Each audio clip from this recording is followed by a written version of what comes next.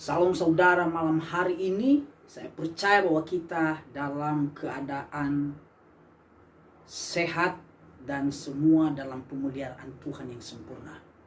Malam hari ini kita akan merenungkan, menyingkapkan rahasia kebenaran yang menyelamatkan kita, membebaskan kita, dan memberikan kita kekuatan untuk tetap percaya apapun yang terjadi dalam kehidupan ini. Kita tetap yakin dan percaya bahwa Yesus adalah Tuhan Allah yang begitu mengasihi kehidupan kita. Saudara, sebelum kita mendengarkan kebenaran firman Tuhan malam hari ini, mari kita dengarkan pujian berikut.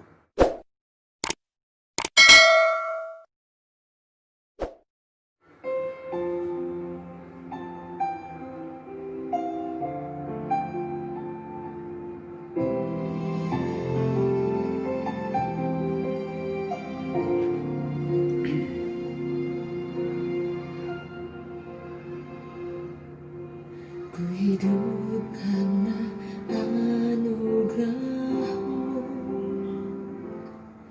tiada satu pun dapat ku banggakan, semua karena cinta-Mu. Ini hidupku, pimpin jalanku, Yesus pegang erat tanganku. Ku tak dapat hidup di luar kasih-Mu, Bapa.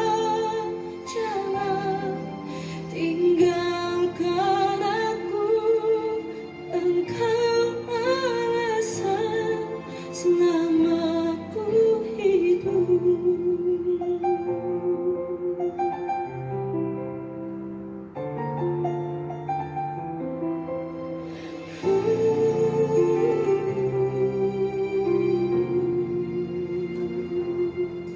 Kasih-Mu mengubah hidupku, Kau memilihku, selamatkan hidupku, semua karena cinta-Mu. Ini hidupku, pimpin jalanku, Yesus pegang erat tanganku. Ku tak dapat hidup di luar kasih-Mu, Bapa.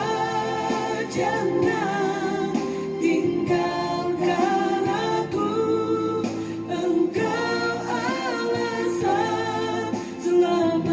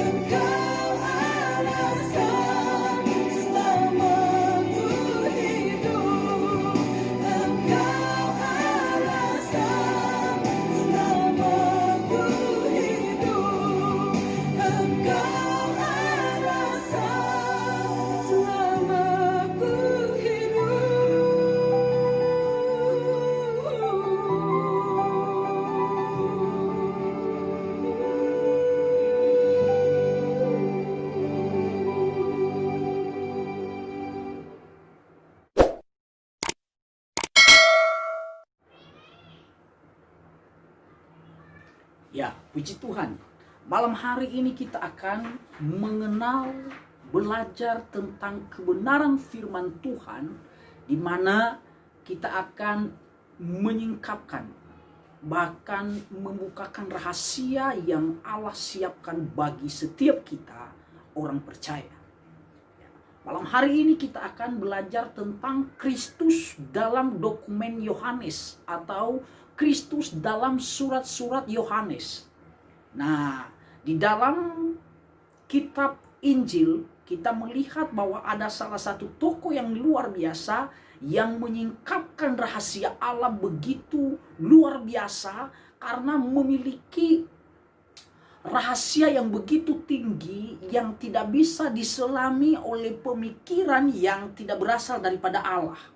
Ya, karena bahasa yang dipakai di sana bukan bahasa yang sembarang, tetapi dia memiliki kata-kata yang penuh dengan hikmat, kata-kata yang berasal daripada Tuhan, sehingga untuk menyingkapkan kebenaran ini maka perlu kita belajar dengan baik. Dan kita perlu memahami apa maksud sebenarnya dari setiap kata-kata yang disampaikan oleh Yohanes.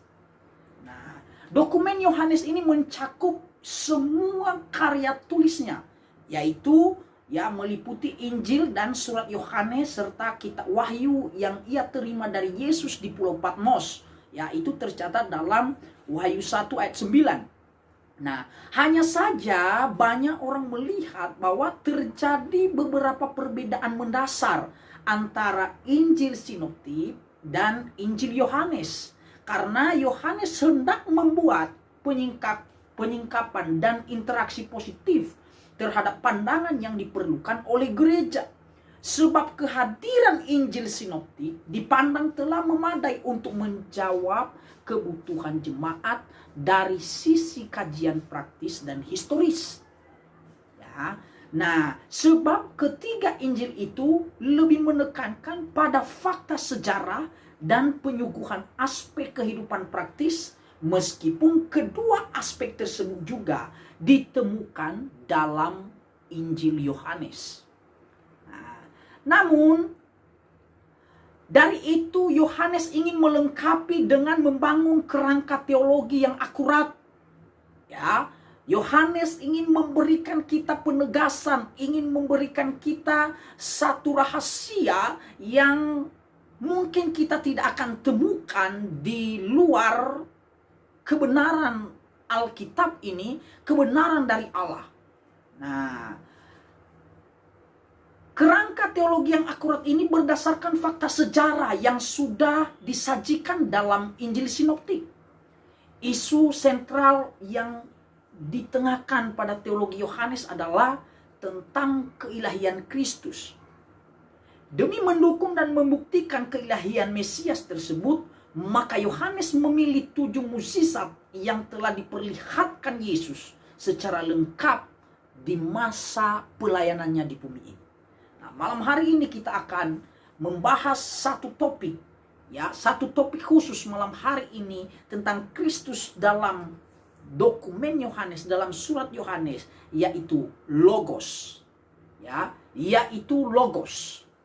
Nah, Yohanes membuka Injilnya dengan menyebutkan kalimat di dalam Yohanes pasal 1 ayat 1. Pada mulanya adalah firman, firman itu bersama-sama dengan Allah, dan firman itu adalah Allah. Yohanes membuka Injil dengan menyebutkan kalimat pada mulanya adalah firman, dan firman itu adalah Allah. Frasa yang digunakan dalam hal ini adalah kata NRK, yang artinya pada mulanya. Dalam ayat ini menunjukkan kepada kekekalan yang lampau, di mana tidak ada seorang pun yang dapat memasukinya kecuali Allah, kecuali Kristus, karena ia adalah pribadi yang kekal, yang setara dengan pribadi Bapa dan Roh Kudus. Sekali lagi, karena ia adalah pribadi yang kekal, setara dengan pribadi Bapa dan Roh Kudus. Karena itu kata yang digunakan ini menjelaskan bahwa Yesus Kristus adalah pribadi yang sudah ada sejak kekekalan dunia ini. Ya. Nah, malam hari ini kita akan belajar lebih lagi tentang logos ini. Nah, frasa enarche di sini memiliki gagasan yang paralel dengan istilah Ibrani yang sama dengan istilah Ibrani, yaitu beresit, ya, yang artinya pada mulanya, ya, itu tercatat di dalam Kejadian 1 ayat 1. Namun istilah dalam kitab Kejadian itu dilanjutkan dengan frasa Allah menciptakan langit dan bumi, yaitu unsur yang berkenan dengan aspek temporalitas atau aspek sementara. Sedangkan di dalam Injil Yohanes, ya, menyambung frasa enarche dengan kata logos yang bersifat suprakontemporalitas, yaitu substansi ilahi yang lebih awal dari ciptaan yang pertama, yakni bumi. Ya, jadi ciptaan yang pertama ini bukan Adam dan Hawa, tetapi yang diciptakan oleh Allah adalah bumi. Nah, dengan demikian melalui frasa enarche, Yohanes memperlihatkan praeksistensi kekal dari logos, yaitu bahwa logos sudah ada sebelum segala sesuatu yang diciptakan oleh Allah, ya, dia sudah ada. Logos tidak memiliki awal dan tidak dicipta. Sebaliknya, logos adalah pencipta. Ya, kalau kita melihat di dalam Yohanes pasal 1 ya ayat 3, ya, di sana memberikan kita kebenaran, ya, dan segala sesuatu dijadikan oleh Dia, dan tanpa Dia tidak ada sesuatu pun yang telah jadi dari segala yang telah dijadikan. Ini membuktikan bahwa pribadi ini bukan pribadi yang biasa, tetapi dia memiliki kuasa, dia memiliki hak, dia memiliki sesuatu yang berbeda dari orang-orang yang diciptakan. Dia justru ditegaskan di sini, Yohanes memberitahukan kepada kita bahwa di dalam Dia, dunia ini, segala sesuatu diciptakan. Nah, kata Yunani arche dalam konteks Yohanes pasal 1 ayat 1 berarti awal. Ya, atau bisa dikatakan permulaan yang bersifat supranatural, yaitu menyatakan gagasan kualitas kekekalan, bukan menunjukkan waktu secara normal dan alami. Ya, kalau kita melihat pada mulanya adalah firman, firman itu bersama-sama dengan Allah, dan firman itu adalah Allah. Ya, jadi sekali lagi, ya, Dia adalah Allah yang sudah ada dari kekekalan. Dan di dalam Yohanes pasal 1 ayat 1 ini menegaskan, menyatakan kepada kita kembali satu gagasan bahwa pribadi ini memiliki kualitas kekekalan dan bukan menunjukkan waktu secara normal dan alami. Ya, ada salah satu tokoh yang bernama Fritz, ya, menjelaskan bahwa kata arche di sini menunjukkan pada periode ilahi sebelum masa penciptaan, Kejadian 1 ayat 1. Nah, ini adalah salah satu dukungan bagi kita untuk kita bisa lebih percaya lagi bahwa Kristus itu, ya, adalah pribadi yang setara dengan Bapa dan Roh Kudus.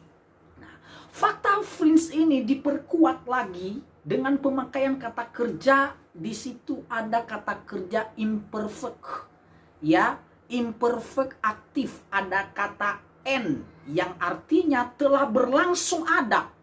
Ya, dalam bahasa Yunani ya kata N itu menyatakan telah berlangsung ada.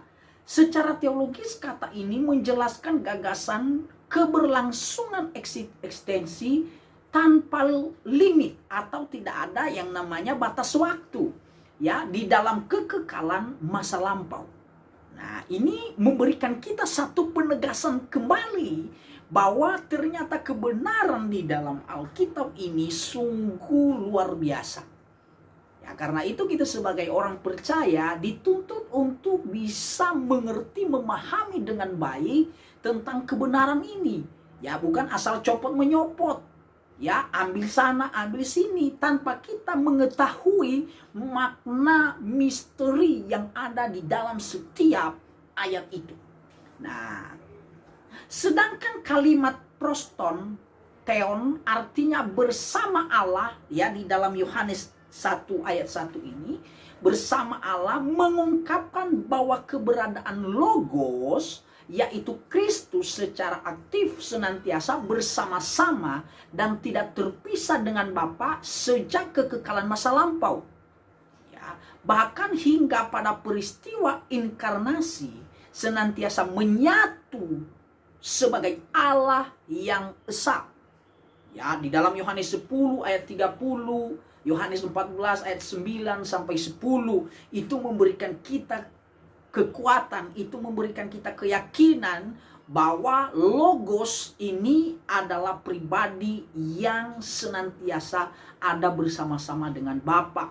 Ya, sejak kekekalan masa lampau bahkan hingga pada masa inkarnasi senantiasa menyatu dengan Allah yang esa. Nah, istilah firman dalam tulisan Yohanes ya diterjemahkan dari kata logos ya, ada di situ ya, pada mulanya adalah firman. Firman itu bersama-sama dengan Allah dan firman itu adalah Allah. Sesuatu yang diulang berkali-kali itu memiliki makna yang luar biasa, makna yang begitu dalam. Ya, ini ada penegasan beberapa kali diulang kata firman. Dan kata logos yang berarti percakapan atau berita atau kata, ya di sini kita melihat bahwa logos adalah istilah yang umum dipakai oleh orang-orang yang ada pada saat itu, khususnya orang-orang Helenisme. Namun dipakai oleh Yohanes untuk menjelaskan konsep firman ilahi dari kitab Kejadian pasal 1. Pada awalnya istilah logos digunakan oleh yang bernama Homer dengan pengertian mitos atau perkataan. Nah, selanjutnya pada abad kelima istilah logos dipakai oleh sejumlah filsuf. Di antaranya ada yang bernama Heraklitus yang menganggap bahwa logos adalah hukum dunia yang satu dan kekal dan yang menguasai secara serta mengatur segala perubahan yang terjadi dalam alam semesta. Ya, ini pengertian logos. Logos itu juga berarti pikiran. Ya, sehingga kita mengenal yang namanya logika. Ya, kalau orang sekarang berkata, ya, pria itu memakai logika, ya, wanita itu memakai perasaan. Tapi saudara, ya, pikiran itu adalah diartikan sebagai logos. Nah, pada sisi lain, logos merupakan dasar perbuatan manusia. Karena itu akal manusia dituntut untuk mengetahui logos tersebut. Siapa yang menguasai hukum dunia atau logos, maka ia harus bertindak sesuai dengan hukum itu dan perbuatannya harus tunduk pada pemikirannya. Ya, jadi mengenal logos ini ada tuntutan bagi setiap kita, ada yang harus kita kerjakan di dalamnya. Karena hanya mengenalnya saja itu tidak cukup. Tetapi kita dituntut untuk bisa menguasai hukum dunia atau logos, maka ia harus bertindak sesuai dengan hukum itu dan perbuatannya harus tunduk pada pikirannya. Nah, ada salah satu kaum yang memiliki pandangan tentang logos ini namanya kaum sofistik, yang mengakui bahwa logos merupakan sebuah metode dalam berargumen dan berdialog, khususnya dalam mempertahankan keyakinan pribadi atau kelompok. Ya, dengan demikian kelompok sofistik ini mereka mengatakan bahwa logos adalah kekuatan atau dasar prinsip dalam suatu perdebatan. Nah, ternyata logos ini adalah sumber pengetahuan pemikiran yang luar biasa. Nah, sedangkan orang yang luar biasa yang kita kenal bernama Sokrates memandang bahwa diskusi dan perdebatan merupakan aktivitas umum dari setiap manusia untuk mempertahankan sebuah kebenaran dengan tujuan untuk menemukan logos. Nah, ternyata perdebatan itu adu mulut, ya, beda pendapat. Ternyata Sokrates menyimpulkan bahwa itu akan membuahkan atau menghasilkan suatu kebenaran dengan tujuan menemukan yang namanya logos. Tetapi Plato dan Aristoteles menganggap bahwa pada umumnya manusia sendiri memiliki logos. Nah, ternyata Plato dan Aristoteles ini, salah satu bapak gereja, ya, mengatakan bahwa semua manusia ini memiliki yang namanya logos. Karena tindakan dan aktivitas manusia ditentukan oleh kata atau logos, ya, yang menyebabkan seseorang sanggup untuk berbicara dan mengerti. Ternyata saat kita bisa berbicara dan mengerti sesuatu, ya, Plato dan Aristoteles berkata bahwa pribadi itu sudah memiliki yang namanya logos. Namun kaum Stoik berpandangan bahwa logos merupakan sebuah kekuatan yang setara dengan Allah. Itulah yang mengatur kehidupan dunia. Logos tersebut juga memberikan kuasa, kekuatan, dan moral kepribadian bagi manusia. Ternyata kaum Stoik ini memiliki pandangan yang lebih dalam lagi, lebih luar biasa lagi dari pandangan-pandangan sebelumnya. Ya, mereka berkata bahwa logos ini merupakan kekuatan yang setara dengan Allah. Nah, sehingga kelompok tersebut membedakan dua hal. Yang pertama, inner logos yang artinya pikiran, dan kedua adalah logos artikulasi yang artinya percakapan. Ya, para filsuf Yunani menggunakan istilah logos dalam pengajaran filsafat. Mereka dengan arti percakapan atau berita atau kata.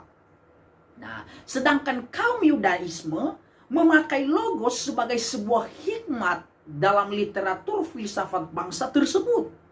Karena itu, sebagai pendekatan kultur dan pelayanan kontekstual, Yohanes menggunakan istilah logos, ya, dalam mengkomunikasikan kebenaran Injil, kebenaran yang sejati.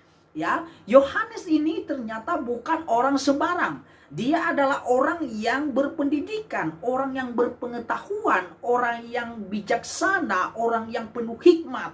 Sehingga dia memakai kata logos ini untuk dapat menyatukan pemikiran, untuk bisa sampai kepada pendengar.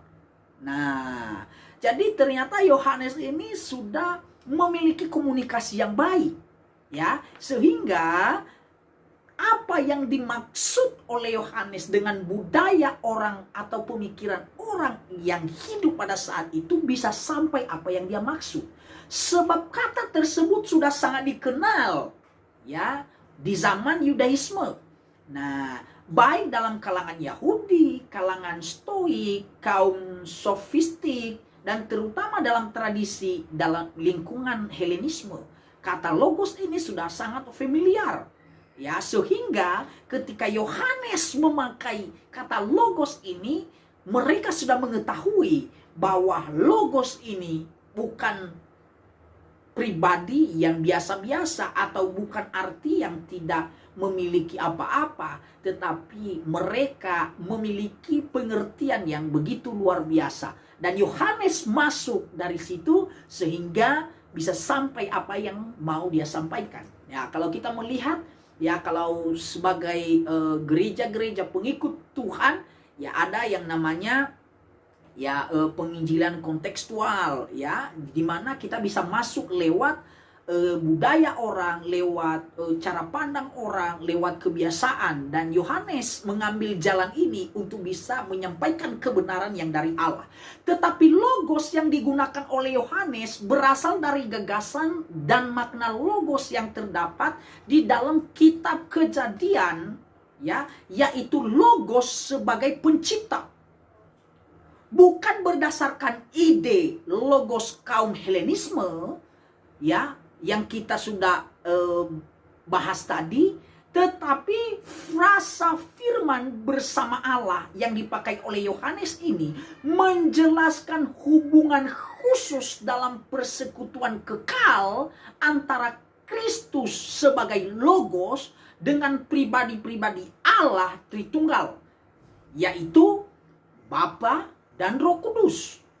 Demikian juga perkataan firman adalah Allah menyatakan bahwa Kristus adalah pribadi yang kekal.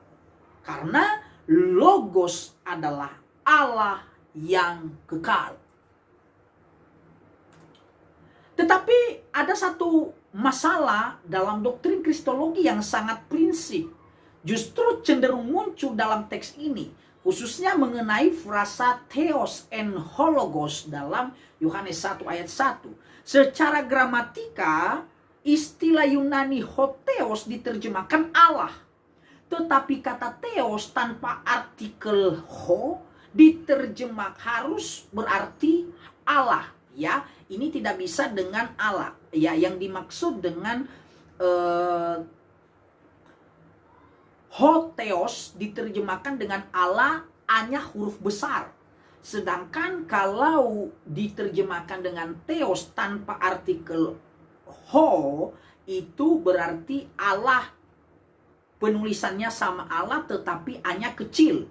Nah, Allah ini bisa disamakan dengan dewa atau ilah-ilah atau sesembahan, ya. Nah, itu bisa kita melihat dalam Kisah Rasul 12 ayat 22, dalam 1 Korintus 8 ayat 4, Galatia 4 ayat 4. Di sana menyatakan bahwa ternyata Allah yang dimaksud itu bisa dikatakan sebagai dewa, bisa dikatakan sebagai ilah, ya. Kalau di dalam Perjanjian Lama itu lebih luas lagi, kita bisa mengenal Allah-Allah atau ilah-ilah dewa yang dipercaya pada saat itu, dewa Kanaan, dewa Mesir, dewa Amon, dan lain-lain sebagainya.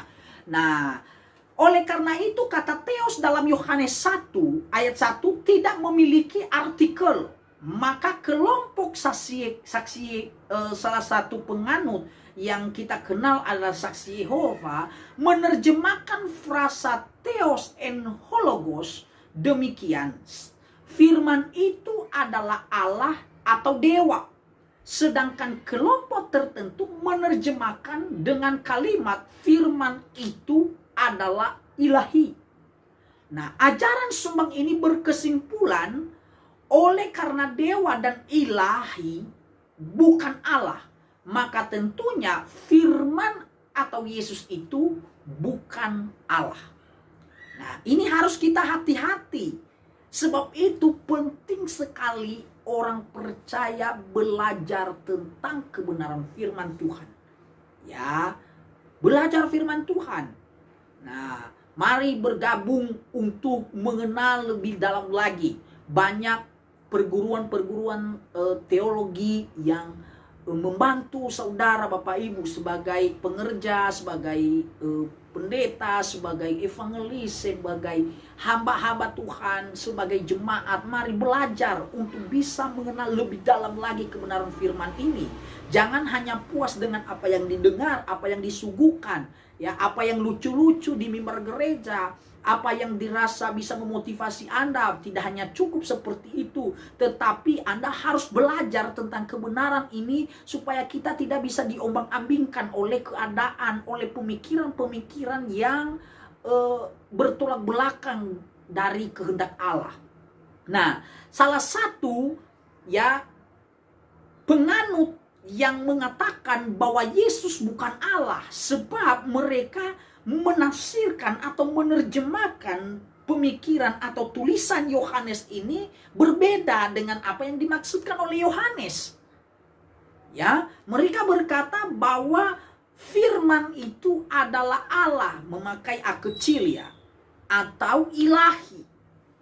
Dan ada yang berkata bahwa firman itu adalah dewa. Nah, ini yang berbahaya jika orang percaya mengadopsi pemikiran ini, maka sama saja kita tidak percaya dengan apa yang sudah Tuhan Yesus lakukan dalam kehidupan kita. Yesus membuat Anda berarti, Yesus memerdekakan kita, Yesus membebaskan kita, Yesus menebus kita, Yesus memberikan kita hari esok, hari depan, bahkan Dia yang selalu ada bagi kita. Tetapi kita meragukan Dia dengan pemikiran-pemikiran yang tidak memiliki dasar yang kuat atau tidak memiliki kebenaran di dalamnya. Nah, teologi yang dimulai dengan persepsi. Nah, hati-hati saudara. Saat kita sudah mulai berpersepsi, maka kebenaran tidak akan ada di dalamnya. Tetapi kalau kita menerjemahkan, memikirkan dengan kebenaran yang datang daripada Tuhan. Ya, kalau Alkitab kita harus menguasai yang namanya bahasa Yunani dan bahasa Ibrani. Ya, kita sebagai orang percaya bahasa di dalam Alkitab ini 60%, 40% kita bisa kuasai semua Alkitab ini. Sedangkan 60%-nya tersimpan di dalam bahasa Yunani dan bahasa Ibrani. Karena awal penulisan Alkitab ini memakai bahasa itu. Karena itu saudara, mau berkeliling dunia pun kalau kita tidak mengenal, memahami dengan betul, maka kita tidak akan menemukan kebenaran itu. Nah, teologi yang dimulai dengan persepsi bahwa Yesus bukan Allah, secara pasti akan melahirkan doktrin yang tidak pernah cocok dengan Alkitab. Nah, makanya jangan salah. Ya, Alkitab ini menjawab dirinya sendiri. Ya, ada pertanyaan pasti ada jawabannya. Nah, kalau tidak ada jawabannya, maka itu artinya bertolak belakang dari kebenaran Alkitab. Demikian juga apabila landasan teologis Yohanes pasal 1 ayat 1 khususnya mengenai konsep logos dan kealahan Kristus disimpulkan secara sumbang, maka seluruh ajaran Kristologi yang ada di dalam dokumen Yohanes akan sulit dikembangkan secara Alkitab. Makanya kalau kita berdebat dengan salah satu penganut saksi Yehova, maka yang pastinya mereka tetap akan percaya pada satu kepercayaan itu. Dan mereka akan membawa kita untuk keliling-keliling dan sehingga tidak ada penyelesaian. Tetapi kalau kita benar-benar memiliki kebenaran yang benar, maka kita akan bisa menjelaskan dengan baik sehingga pendengar akan mengerti apa yang dimaksudkan dari apa yang kita sampaikan. Dan Yohanes ini memakai, tadi saya berkata bahwa dia memakai ya apa yang sedang digunakan atau sedang saat itu orang-orang yang menganut Yudaisme, orang-orang Helenisme, orang-orang Stoik, ya, mereka mengenal dengan baik yang logos ini. Nah, sehingga Yohanes masuk dari situ dan bisa menemukan kebenarannya. Untuk menemukan solusi objektif terhadap problematik doktrin yang kita lihat di atas, maka ada satu teori yang memberikan kita keyakinan, yaitu teori Caldwell. Ya, yang dipandang sebagai cara yang efektif untuk menyelesaikan. Teori tersebut merumuskan bahwa pada umumnya kata benda nominatif predikatif yang mendahului kata kerja adalah kata benda tidak berartikel. Namun kata benda tersebut harus diterjemahkan sebagai kata benda tentu, ya, atau berartikel, bukan kata benda kualitatif atau dalam kurung ilahi, atau tidak tentu dewa atau Allah huruf kecil. Jika konteks menghendakinya, rangkaian frasa kaidah Caldwell terdiri dari, ya, kata benda tanpa artikel nominatif predikatif diikuti oleh kata kerja copula, ya, atau kata kerja penghubung, ya, seperti demikian. Theos en hologos dalam Yohanes 1 ayat 1. Kata theos dalam frasa ini adalah kata benda tanpa artikel, ya, yang berperan sebagai nominatif predikatif yang mendahului kata kerja copula en. Artinya adalah. Namun istilah theos dalam konteks ini harus diterjemahkan sebagai kata benda tentu. Ya, kata benda tentu yaitu Allah, bukan ilah atau dewa. Berdasarkan ini, maka lazimnya frasa theos en hologos harus diterjemahkan firman itu adalah Allah. Relevan dengan versi Alkitab berbahasa yang kita kenal NIV, the word was God. Ya. Jadi kita bisa menyimpulkan bahwa firman itu adalah Allah dan firman itu juga adalah Yesus. Yohanes 1 ayat 14. Firman itu telah menjadi manusia dan diam di antara kita, dan kita telah melihat kemuliaannya, yaitu kemuliaan yang diberikan kepadanya sebagai anak tunggal Bapa, penuh kasih karena karunia dan kebenaran. Nah, sehingga Yesus adalah Allah sejati. Ya, Yohanes 20 ayat 28, 1 Yohanes 5 ayat 20, Roma 9 ayat 5. Itu memberikan keyakinan kuat bagi kita bahwa Yesus bukan ilah atau dewa. Yesus bukan Allah orang Amon.